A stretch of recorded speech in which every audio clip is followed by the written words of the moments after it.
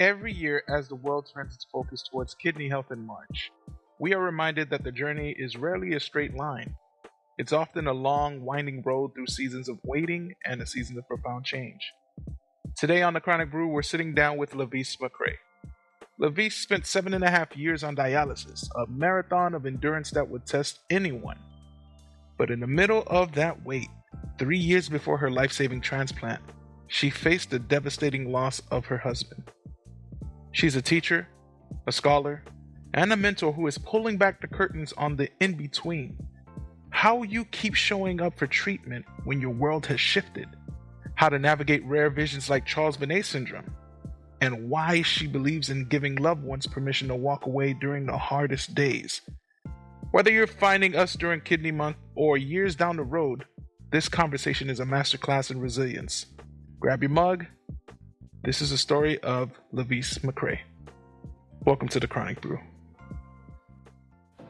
I didn't have the strength that I have now. That's when you really need people. People who could understand. It really did make a difference. So finding that community, finding that tribe. Or in that realm of chronic illness and stuff. I barely go through it because I'd be so focused. Never thought in a million years that would have to happen to me. All those emotions are valid. Every last one of them. I was at a low point. Just kind of removing the stigma. Ladies and gentlemen, this is the Chronic Brew. LaVise, I am so honored to have you at the table today. Welcome to the show. Thank you for the warm welcome. And that's all good. You know, like I said, I pride myself in making sure whoever comes on here, they feel the welcome in full force. All right. But before we dive into the deep stuff, we always start with a segment called The First Sip. It's a little icebreaker to get the energy flowing. I'm going to give you two choices. Think of them like a coffee roast profile. I hope you drink coffee because the last couple folks I had on here, they didn't drink coffee. You drink coffee? Yes, I do. You're probably just saying that just to appease, but it's all good. And you tell me which one fits your mood today or how you mix them up. All right, you ready? Mm-hmm. All right. Are you a quiet reflection with a journal type of morning person or a music blasting or let's get hype type of person? I like to start my day with inspirational either music or like a podcast just to set the mood for the day. Well, I don't like to be reserved and quiet. So every morning I start my day with some type of music. Okay. Next one. Since you have a sociology background, are you a people watcher at a busy cafe or the life of the party at the corner of the table? I'm definitely a people watcher. People think because they see me out and about that I'm extroverted, but I'm very introverted. Okay. All right. You're back in the books for psychology. Okay. Do you prefer old school paper and highlighters or everything digital and synced? I like old school highlighter. Write my notes out. Okay. All right. When you're out there spreading kidney disease awareness, do you find you're more of a one-on-one mentor or a big stage public speaker? I'm actually a mix of both. I don't mind speaking to an individual about my advocacy work or had more experience speaking in a crowd versus speaking on individual level. All right. And here's our last one. After a long day of advocacy and meetings, is your go-to brew an actual hot cup of tea or a good binge watch on the couch? Definitely a good binge watch on the couch. Yeah? Well, what's your favorite show? What do you watch nowadays? Anything Hallmark. Hallmark. All right. Good. Very chill, low profile. It sounds like whether you're learning or leaning into that quiet reflection or stepping on the big stage to advocate, you've developed this incredible ability to adapt to whatever brew of the day is, right? But Right. As we know, some seasons of life are a lot heavier than others. You've had a journey that spans over a decade of navigating the healthcare system, starting back in 2015, right? Yes. Before you were navigating clinics, you were in the classroom as a special education teacher. When your diagnosis hit in 2015, did you find yourself teaching yourself how to be a patient, or did you go back into the sociology to make yourself look at the whole medical system a little differently?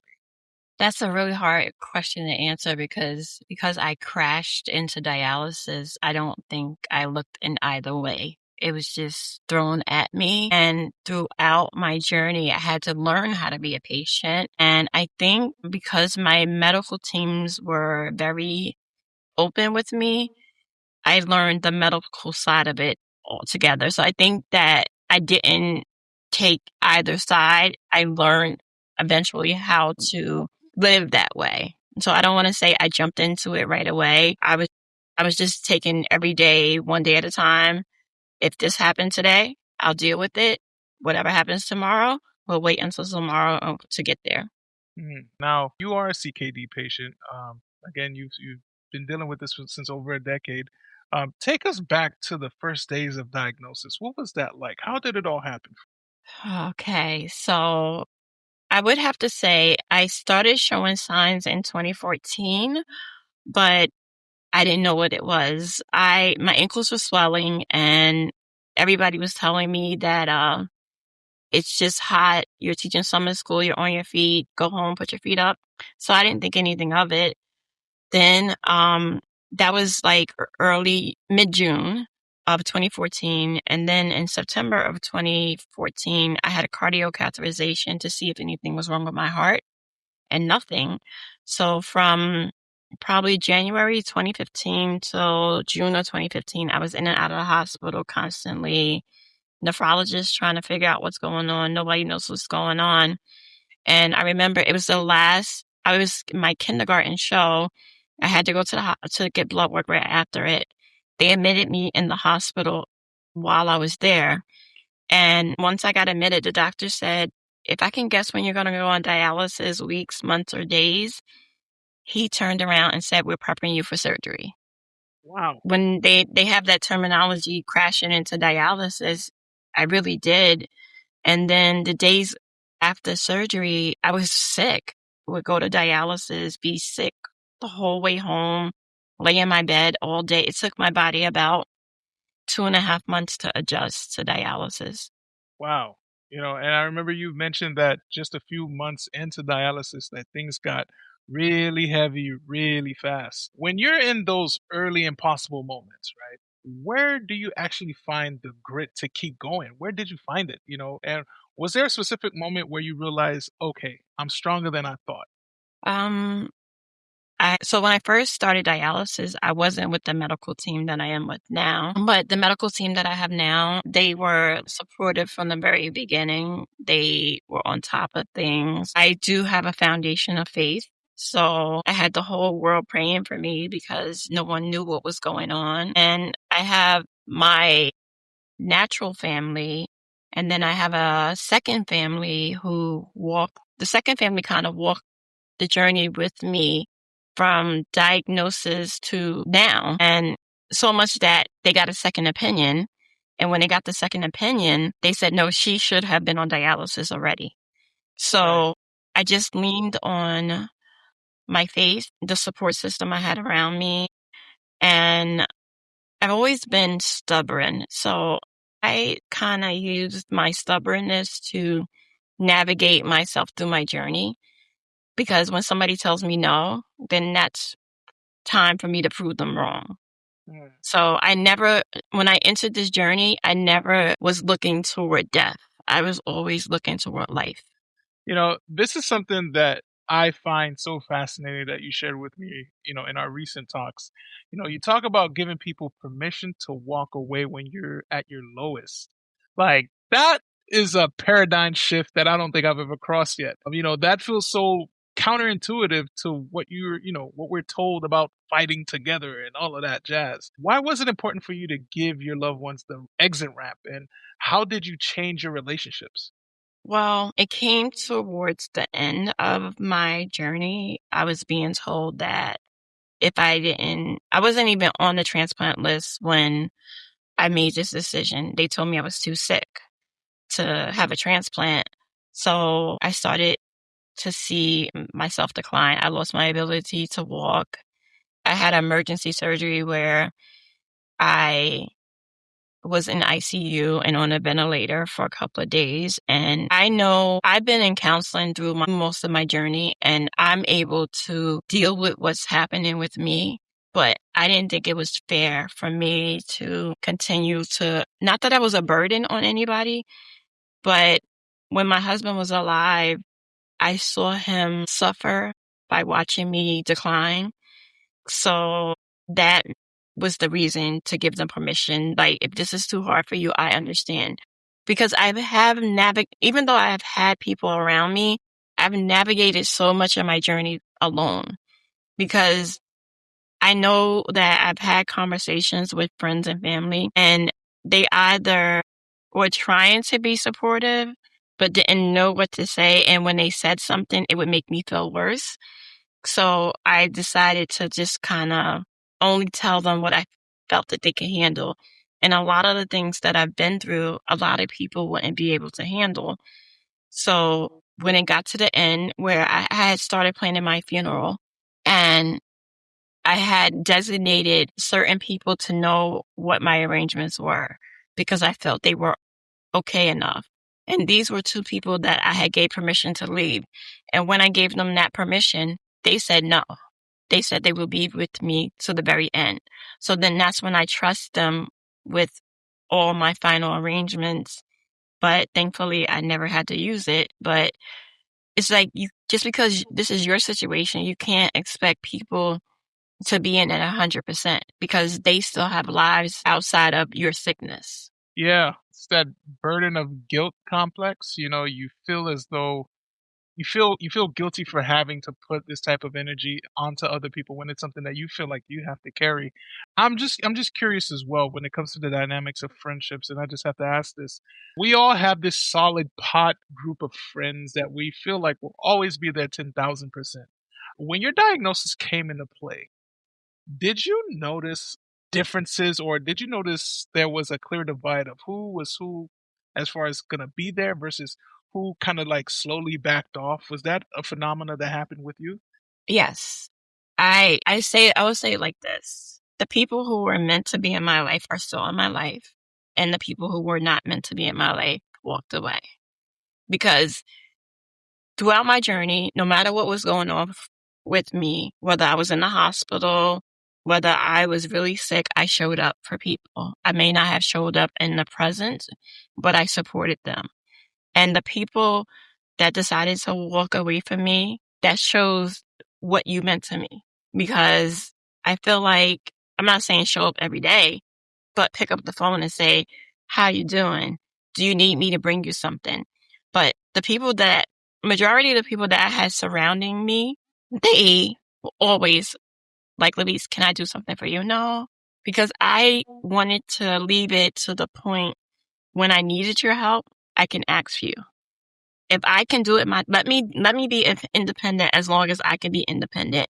And when I feel like I need you, then I don't want to abuse the use. So I'm pretty sure that I navigated a lot, like 95% by myself, so that when I needed that person, I can call. But throughout my dialysis and my transplant, a lot of people stayed with me, but then some people walked away, and it's fine. Like, I'm always going to be LaVise, no matter if you're by my side or if you're not by my side.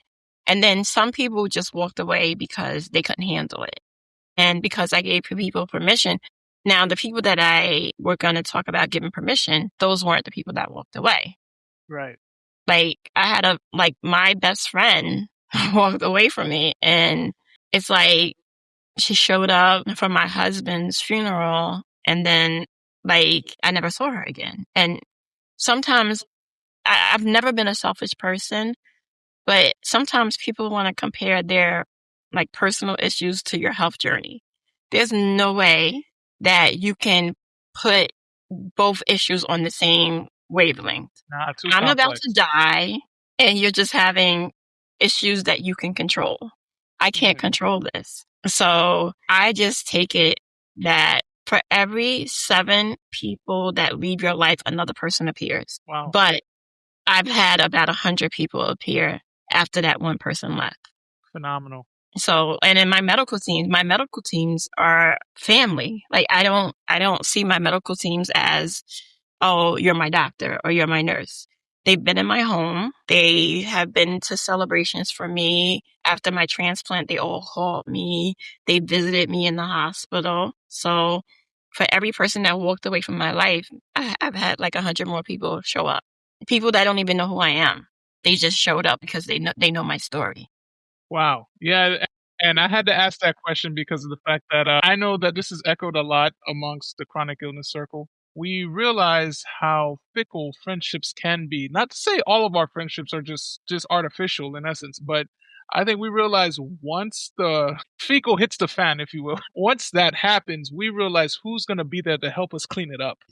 And it's, we can say that it's okay, whoever was meant to be in our lives should be there, but we got to admit there's a part of us that really hurt from seeing a lot of that, walking away or dismissing it. It burns, and I think that's a part of the journey where we try to reconcile the who we were before, and we realize, well, were those friendships really real? Like, how much of that was fake, in essence? And so there's a lot of reconciliation there. I'm fortunate that some relationships are what I can get from you and not what you can do for me. Transactional. Yeah, that's a whole different conversation, though. Yeah, okay, so dialysis for 7.5 years. That is a long, long time to keep that running in your head. How did you deal with the Groundhog Day effect of, or treatment without losing your spark? Like, how'd you deal with that? And what was the secret sauce that kept you compliant? Because I know a lot of times folks go through treatment, they, don't want to stay compliant. But how did you stay compliant when you just wanted to be done with it all? I wanted to live, and that was the ultimate goal. I wanted to live. I had support system outside of dialysis, and I was in, so to explain my support system, I have to kind of tell this part of my dialysis journey. So my fistula ruptured, and that's a very traumatic situation for anybody, and most people don't really survive it. But my transplant team was like, wait a minute, your demeanor is different. You don't want to fight as hard. We're going to put you into counseling. So I had an amazing therapist. I have her to this day. She walked through the hard moments with me. And I have to say, my dialysis team was amazing. Like, they just was there for me. Like, my doctors, like, I know that I'm very fortunate because everybody does not have the medical team that I have. My dialysis team, my transplant team, they got me through. And I remember one time I did want to give up. Well, not give up, but I was struggling a lot. This was towards the end of dialysis. And I said to my nurse practitioner, I actually have a nickname for her. I call her my panda because a panda is like a tranquil. It's like, because they're like bigger and they always kind of make you feel serene. I said to her, I think I'm ready to give up. And she was like, no, you're not. And I was like, how are you going to tell me I'm not ready to give up? She said, because you come to dialysis every day. She was like, you were not. If you were at that point, we would have a conversation, but you're not at that point, and we're not going to address it because you're not at that point to do that. And then, so she's been with me from day one. So I attribute a lot of the things that I've gotten through. And then I remember one time when I was on peritoneal dialysis and I didn't answer my phone because my phone had died because I just got out of the hospital. They sent the police to my house for a welfare check. Yeah. Because they don't play games with me. Because they know that's not the way I am. Because even one time I was in a dialysis center and I was not acting myself. I was septic at the time, but they know me so well that they knew right away, get her to the hospital. And thankfully they did, because I had my white cell count was 20,000. Like, I was about to leave this world. And because they know me so well, they've always jumped in when it was necessary. So I don't think if I missed any dialysis treatment, it was always made up. So I probably, in the 7.5 years, I've never missed a treatment. Wow. A funny thought when you said, your panda, as you relate to her, when she said, we're going to have that conversation. I don't think it was with words. I feel like there was going to be a headlock somewhere. Well, Actually, I could tell you this one thing. Right before I was gonna go back to the transplant team, it's probably that's the day we were having that conversation, and I was just like, I had a doctor's appointment I needed to go to, but I wanted to go to the transplant team to speak to them, and I said, I'm not going to the appointment. I'm going to the transplant hospital, and she's like, okay. So you won't. You're gonna show up. She was sitting there talking to me, and she kept talking and talking and talking. I was like, why is she so, like, she was way past the hour that she was supposed to go home. I'm like, why is she still here talking to me? And then the doctor walks in. So they bamboozled me. Gang. And the doctor was like, I made the appointment and you will show up tomorrow. With a belt and everything. I'm sorry. Oh, all right. But let's keep going, okay? All right, in all seriousness though. March 2023. Let's go back to that. I know for you that was such a championship moment, but also a bittersweet chapter for you. Because 3 years earlier, something traumatic happened for you. Something that you probably didn't even expect. You were receiving a kidney March 23rd, but at the same time, 3 years earlier, you lost your pillar, your foundation, your husband. You lost your husband. How do you even process like a rebirth like transplant while your heart is breaking from a loss? And if I may also add, how did you hold both of those massive emotions at the same time? So to explain what happened to my husband, we were living in Pennsylvania, and I was on peritoneal dialysis, and one night I had blood coming through all the lines, and that's not supposed to happen because you're putting clear fluid in through the machine is clear fluid.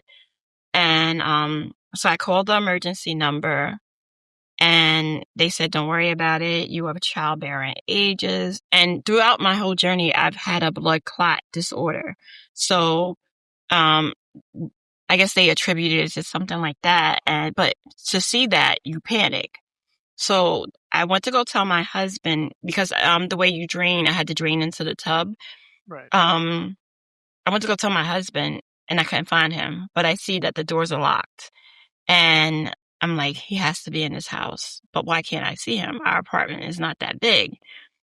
I'm still on the machine, so I can't walk but so far because I'm still connected.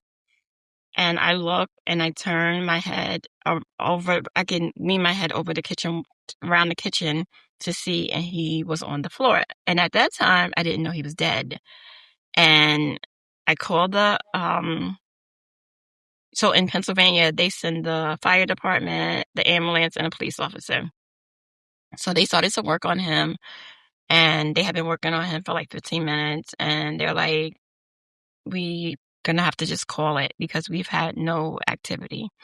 And I remember the officer saying to me, you are very calm to just have lost your husband. I said, if you know what my life is like, this is just another thing added. And it was hard to adjust right after him because we had been married for 15 years. So it's like, this is the person that I vowed to love for a lifetime, and I didn't expect for him to leave as early as he did. But I take it as he is my guardian angel because there were times after he died that I possibly could have died. And I feel like his presence was always with me.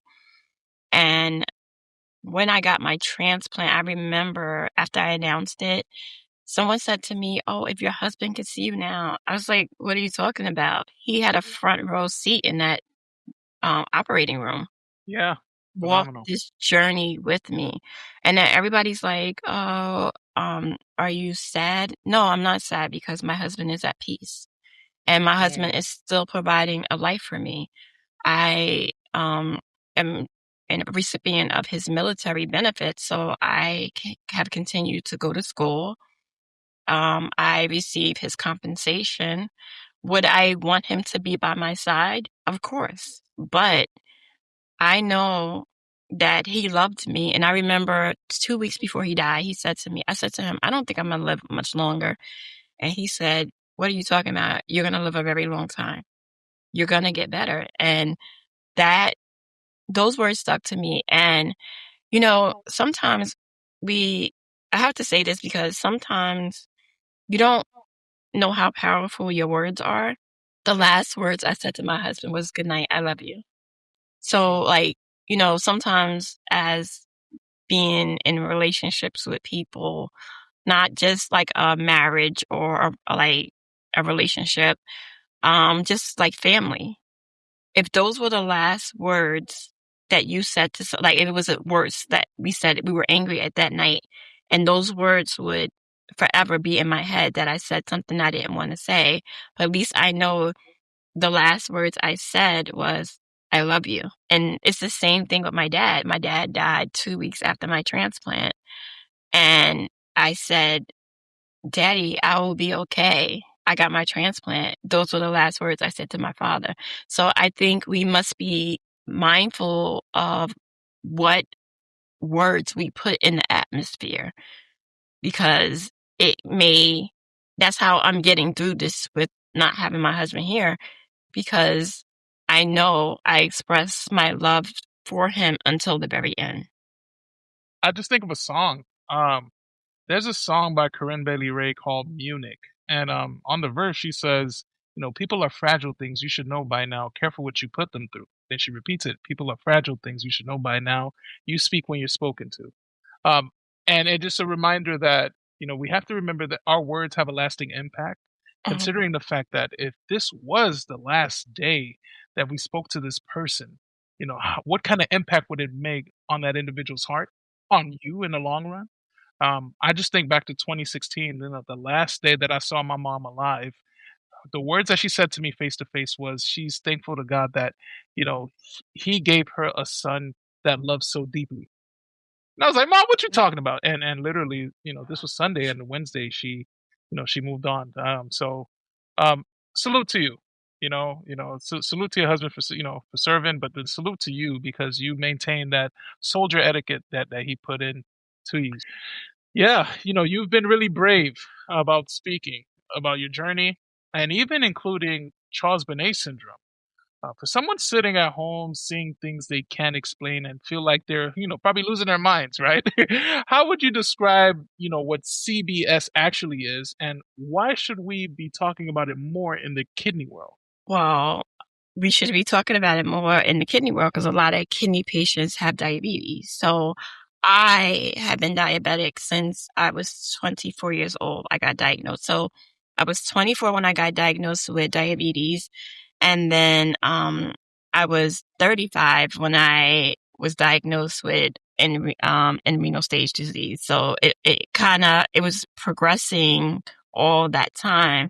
And I think I want to say, especially in the African American community, sometimes you don't like, you could be going through something medically and you'll ignore it. And like, I have a sister. She's only my dad's daughter, and she has a kidney issue, but is a totally different one from mine. And I was like, and me and her talk all the time, and we say, this is important for us to know our family history, because throughout my journey, we found out my dad had sickle cell trait. And the only reason we found out was because my niece's son was born with it, and we had to find out where it came from. But I want to say that with the Charles Bonnet syndrome, it's like I'm kind of losing part of my sight. And when it first happened, I was scared out my mind. And I was like, I can't tell anybody about this, because if I tell somebody about this, they're going to think I'm crazy. And so what happened was, when I would go to sleep at night, I would wake up in between my sleep. It's like a REM sleep. And whatever I looked at during the day would show up on the wall. Whoa. So I had a whole beach scene on my wall, and I was going crazy. I was like, what is going on? What is this? Yeah. The first person I explained it to was my psychiatrist, because my transplant team requires you to have a psychiatrist in order to be on the transplant. You have to see the social worker and a psychiatrist. And I was starting to tell him, and he was like, well, as long as the images don't tell you to do anything, there's nothing we can do about it. I was like, great. So then the special ed teacher in me found kind of accommodation to it. I was very careful about what I looked at during the day. And then I also learned that if I put a night light on. And when I put the night light on, I don't see them. So I started to sleep with a night light. So that kind of helped. And then I finally went to my eye doctor and I was telling him, and he's the one that diagnosed me with the Charles-Bonnet syndrome. And it disappeared after my transplant, but then depending on what's going on health-wise, it'll come back. Like sometimes I'll see it. I don't see it as much as I saw it when I was on dialysis. And I'm wondering if the toxins from dialysis was making it Stronger. so I could see more. Because I remember I went to the eye doctor one day, and the eye chart where they have you say the letters? The whole thing was on my wall. And I was just like, and then I finally started telling people about it because I've learned that nobody knows what it is. And I said, but then sometimes I'll have a conversation and then I'll mention it and then people know. So it's just like the reason why I tell people things, because if you experience it, somebody could flip out if they open their eyes and see something like that. But maybe if they know that somebody talked about it already, then maybe they can be more aware and be in contact with their eye doctor in order to get it treated faster, Right. And so it is treatable, right? It's I don't know if it's really treatable, but the doctor I had to have laser treatment on my eyes, and he can watch it a little bit more closely, seeing if it's advancing more. So they haven't actually given me a treatment for it, but it's not as bad as it was. Okay. Yeah, I was actually looking into it yesterday, and I think it's when the eyes don't receive the electrical pulses from vision enough, and so it tries to make up by what it's not being able to see or being stimulated by. So real fascinating diagnosis. So I think I'm gonna look into it a little bit more. But you're back. You're back in school for psychology now. While managing communities at Transplant Life. When you're talking to someone who is fresh on the transplant list and terrified, and I know I was when I even had to get a fistula, how does your lived experience plus your studies help you reach them in a way a doctor just can't? Well, my social worker from my transplant hospital at Hackensack University Medical Center, we were talking about this, and she was like, people identify with personal stories. So a doctor can tell me anything, but they don't know what I'm experiencing. And that's the one thing I appreciate about my MP. She's like, I can only empathize with you because I've never been on dialysis. So she can't really tell me 100% about what I'm going through. But with my psychology, I took a class last semester, Intro to Counseling, and I learned about cognitive behavioral therapy and talking about rewriting your story. Yes, we have kidney disease. Yes, we need transplant, but that's not the end of us. I know somebody who is having difficulty walking because of neuropathy. Okay, let's get a wheelchair. Mobility tools. Let's go out and still live life. Like when I lost my ability to walk, did I let it stop me? No. So what I do is I'm graduating this May with a degree in psychology, and I'm actually going back to school in September to get a degree in social work so I can become a therapist for transplant recipients, because a lot of transplant recipients have a difficulty time with their therapists because they feel like their therapists they can't really speak on the matter because they don't know anything about it. And Right. I've taught my therapist a lot because of my journey. And I just feel like, so I'm in school. I'm a community manager for Transplant Life and Kidney Life. So that's my direct contact with a lot of kidney patients. We have an online forum, and sometimes we do events. I also volunteer on the behalf of my OPO, the New Jersey Sharing Network. So I'm often talking to high school students about organ donation, because it's a STEM program that I talk about my journey to show them the benefits of organ donation and how it changes people's lives.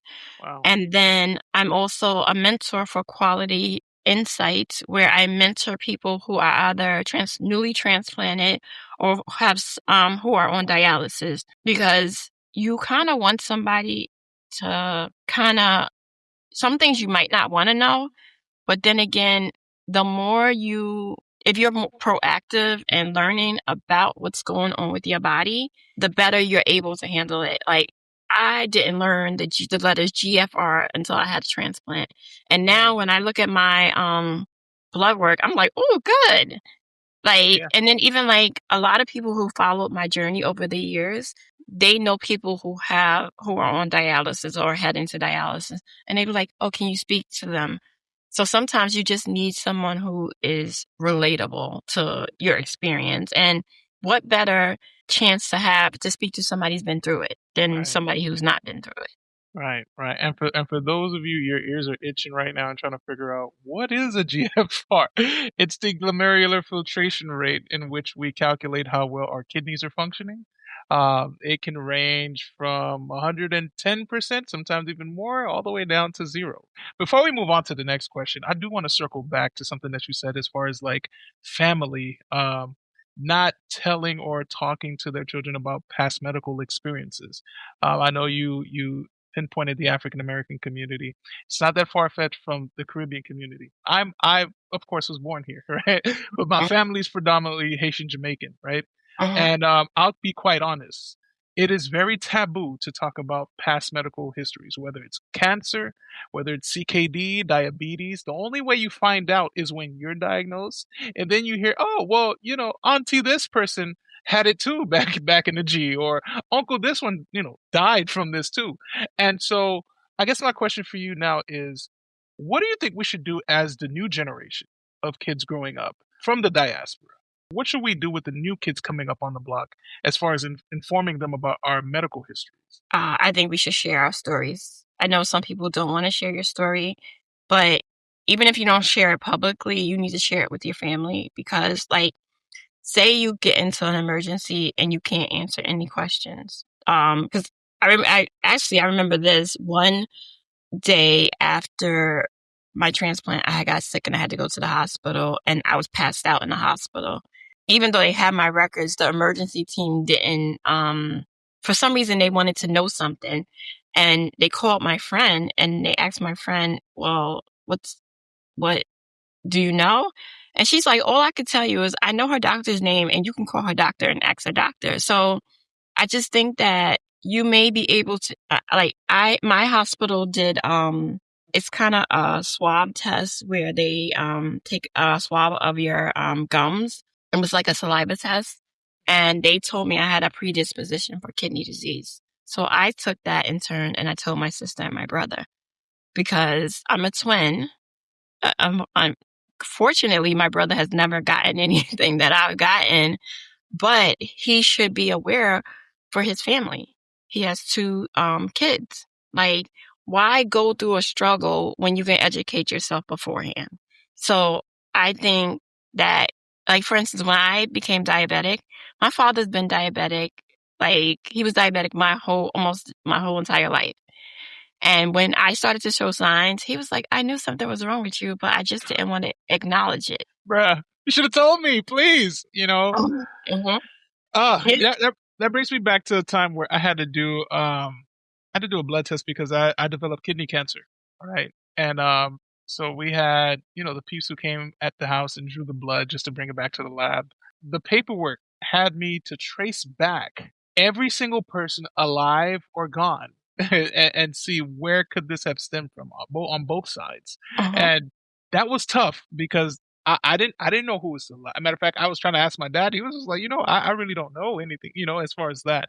And my mom's family, it's just like, it's hit and miss. And so that part was so hard when there's lack of communication or openness when it comes to health conditions within the family. So Right. very, very truly spoken. Yeah. Because I had a cousin on dialysis, but we just knew he was on dialysis. We didn't know what dialysis was. Like, they just said he was on dialysis. So we were like, okay, It's not a he's country on club. dialysis.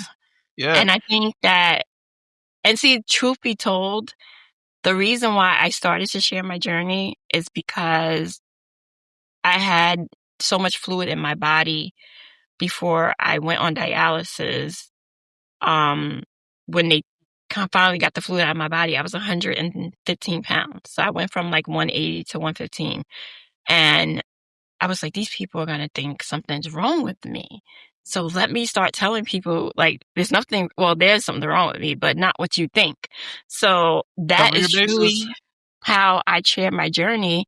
And now I feel like because I've shared my journey so much, people are like, if I have friends or family members who have people going through stuff, they'd be like, oh, you should talk to my cousin, or you should talk to my friend. Or they'll say, I know somebody going through this. What do you think? And so it's like, why keep it to yourself when you can help somebody else? Like, I would never, ever want anybody to go through the things I've been through. So like, for instance, my mom, she has kidney disease now. And, when I heard the GFR number, I was like, oh no. So I'm like on it right away. Like, Right. so if I know you're struggling, like, I know one time I said something to somebody and they got offended because I said you should take care of yourself. But then I was like, oh, well, maybe I shouldn't say anything. But if you choose to struggle, that's you. But I'm just trying to be helpful to let you know, be on top of your health so you don't have to go through the hardest part of a journey like mine. Yeah, I mean, we ourselves as patients, we go through the phase of where we don't want the unsolicited advice. The people telling you, hey, man, you should drink more of this. That'll fix everything for you. You'll be cured. Or, they try to push things on you. And we get that. But then what do you do as far as an advocate? Like, you have the experience and you want to share it with the people that you love. But then it comes off also as, unsolicited advice. It's a catch-22 because I feel like, it's like watching someone drown. You don't want to tell them, hey, grab the floaty over there, because they might just say, you know what, I'm good. Don't worry about me. I'm all right. It's just like, all right, well, I'll be here if anything, but do they ever reach out? We that part we leave to them, Yes. You are a powerhouse advocate now, right? From the NJ Sharing Network to mentoring others. Kudos to you. Clap, clap, clap, right? For the people listening who feels like, just a patient, they feel nothing more than just a patient. How do you help them find their voice? And also, how do we turn our personal health struggles into a movement for everyone else? Leaning from that unsolicited advice question. So for the first part, how I help people find their voice, I kind of, like, anytime I mentor anybody, I kind of just let them tell me their story first. Like, I've been through the journey. They're starting the journey. Once they tell me their journey, I kind of add into people. I think everybody has a voice. It's just a matter of nudging them a little to get their voice. 'Cause I'm a former kindergarten teacher. Yeah. And we've had show and tell many a times.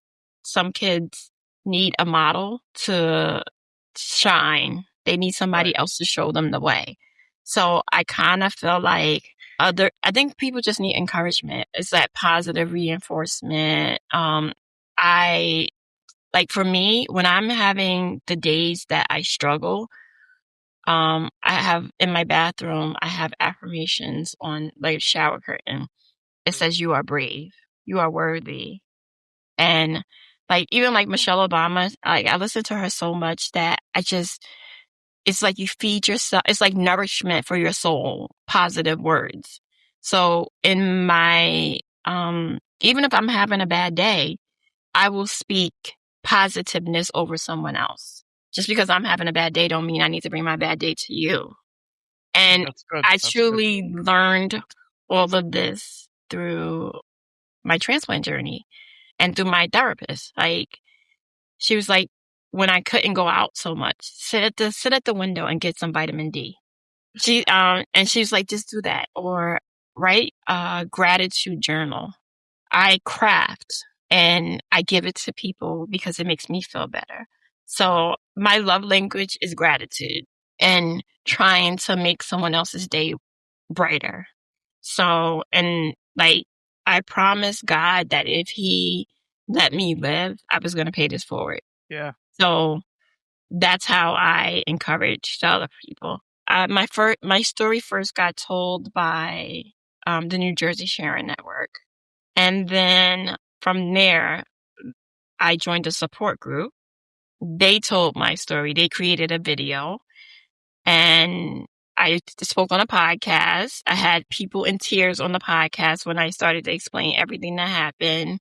I've been on the news a couple of times. I've had several stories written about me. So as we talked before, I said, my pain brought me to my purpose. So I think this was the life that I was meant to have.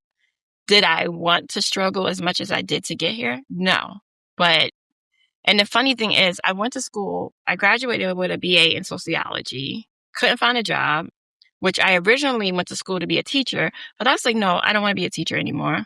I wound up teaching for 15 years, and now I'm back in school to get a psychology degree, to go back to school to get a social work degree, which will go back to my original degree. Yo, that's a loop-de-loop. Like, what's going on? Yeah, so I just think that you don't know how you can impact somebody by your journey. And it's everybody calls me a walking miracle. I don't like the word miracle because I can't hold myself to that high standard.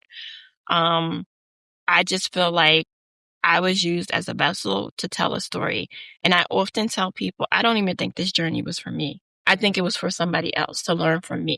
So I just allow myself to be an example for others.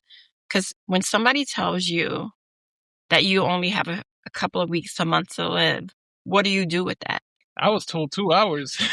Yeah, so and once you're still living from that moment, what do you do? Do you stay silent or do you help someone else? Staying silent is not going to, you need to change the world. Like this is a song I like. I think the Chronicles, they sing it. It's called if you want to change the world, start with yourself. Don't look for other people to change the world. Start with yourself, and then that's where the movement starts. The movement starts when you start within yourself. Wow, hey, since we're dropping song titles here, all right. I don't know if you remember that song that came out in 1989, "Back to Life," by what's the group now? Soul to Soul, "Back to Life." And at one point, she almost passed, and she came back, of course, and she started singing the song "Back to Life." And that second verse is so powerful because she talks about like her being used as a vessel, like, however do you want to use me? However do you need me to be used? And so just to kind of connect that to what you just said, when you finally get down to the message, you realize she was just another person who had an experience. And however it was for her to be used, she was willing to go that journey. And I think a lot of people are not willing to walk the heavy walks. I think a lot of people are, ready for it to be over, but then she grew within the journey herself. And so now we have a banging song, and when we deep dive into it, we realize, wow, there's so much more of a good meaning into it. So you're doing pretty much the same thing. Hey, listeners, this is Jimmy and Dawn Bates. And you're tuned in to the Chronic Brew podcast with Mr. Cool Beans. LaVise, we've had the long pour, but now it's time for the espresso shot. All right? You said you drink coffee. All right, so I'm hoping you're good for some espresso. Okay? I am. All right? This is our, and she takes a sip, right? This is our rapid fire round. All right? I'm going to hit you with 5 quick prompts. I don't want you to overthink nothing, okay? Just give me the concentrated dose of wisdom, straight from the gut, quick fire. Are you ready? I'm ready. All right, let's go. All right, since we've been talking about songs, what's one song that gets you hyped up to go out there and change the world for CKD patients? One song, 10 seconds. Fantasia, I Believe. If resilience was a literal superpower, what would your superhero cape look like? Purple heart. Purple heart. Okay. With like a ladybug on it. A purple heart with a ladybug. What's the one old wives' tale or myth about kidney transplant life that you want to delete from the internet forever? That it is not a cure. It is a treatment. All right. You have 5 minutes of total peace and quiet. What's the one thing you do to recharge your batteries? I would craft. In one word, Describe the feeling of connecting with someone else who finally gets what it's like to be on the transplant journey. 4 seconds left. Hope. That was our espresso shot round. All right, I love it. All right, consider us officially caffeinated, if you will. All right, you've taken us through the classroom, the dialysis clinics, the heartbreaks, and even the victories, and you've done it all with so much grace. But before we let you go back to your studies and your incredible life working with the community, you have one final sip to take for the listeners. Here's the final question. If you could sit down with someone who feels like they're at their absolute breaking point, what's the one truth you want them to carry with them for the rest of their life when this episode turns off? I would like to say, give yourself grace. Your journey may not look like anybody else's. I'm a twin, and I've always been compared to my brother, but I am an individual. So with your journey, just take it one day at a time. Even if you get that report that they may think it's the end, they told me that 3 years ago. I'm about a month away from celebrating 3 years post-transplant. I learned to walk again. I'm living life to the fullest. It's all because of my donor. So just speak life on yourself. And whoever your donor is, whether living or deceased, always show gratitude and honor them, because if it wasn't for them, you wouldn't even have this opportunity. Wow, LaVise, those words are the perfect note to end on. It's clear that while the brew hasn't always been easy, you've turned it into something that is nourishing an entire community in the CKD community. So big ups to you. Before we officially close out the cafe, I know we've been stirring around this whole closing piece. I want to make sure everyone listening knows where to find you. You're doing such an incredible work from NJ Sharing Network to Kidney Life and beyond. Where can listeners follow your journey, and what are those organizations or resources you want to make sure they check out today? Okay, so for Transplant Life and Kidney Life, it's a forum, an online forum. We do have support groups. They can join us on a support group. The website is Transplant Life. It's Transplant and LYFE, or Kidney Life, LYFE. So that's a different spelling.com. You can follow me on Instagram. It's at LDYBUG97. Or you can follow me on Facebook, which is LaVise McCray. It's LaVise Ladybug McCray. Or, reach out to the Mr. Cool Beans and he can get you in contact with me. However, I can support you or someone else on your journey. Come speak to you. That's what I'm here for. I'm here to be the bridge until you get the hope that you're looking for. Awesome. You heard it from the warrior herself. Make sure you head over to the show notes. We'll have all of LaVise's links, including information about Charles-Bonnet syndrome and the NJ Sharing Network, so you can click and connect directly. LaVise, thank you for sitting down with me today at the table. Your story is a reminder that even in the middle of the hardest and possible moments, there is a community waiting to hold you up. So thank you for your time. Thank you. Yeah, and to the listeners, thank you for tuning into the Chronic Brew podcast. Keep brewing, keep advocating, and we'll catch you on the next episode. Walk good, walk good, walk good. Now, hold on. LaVise, I got a question. Ladybug, all right, do you listen to Diggable Planets? I'm curious. No. Oh, all right. I just had to check. All right, peeps, take it easy. Catch you on the next one. Peace out.